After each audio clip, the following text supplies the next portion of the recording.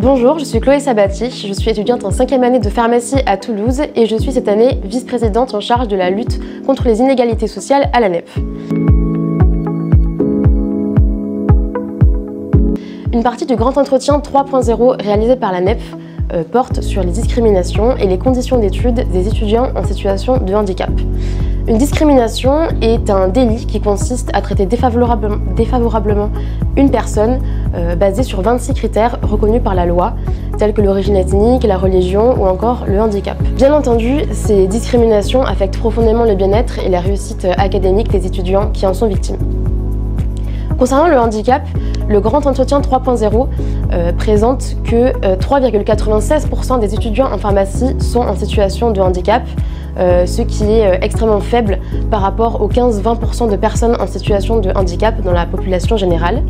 Cette sous-représentation témoigne du manque d'inclusivité de nos études, mais aussi d'aménagements peu adaptés, voire non accessibles.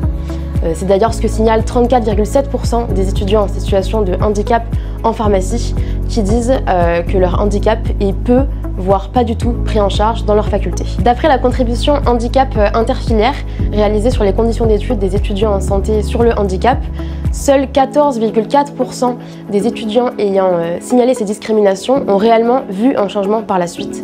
Face à ces problématiques, l'ANEP se positionne notamment sur la mise en place de campagnes de sensibilisation sur la discrimination, mais aussi l'inclusion de cas cliniques diversifiés pour lutter contre les stéréotypes en santé. Et concernant le handicap, l'ANEP, par exemple, propose de simplifier les démarches administratives concernant les aménagements, notamment pour les étudiants en situation de handicap, dont le handicap est stable et donc ne changera pas d'année en année.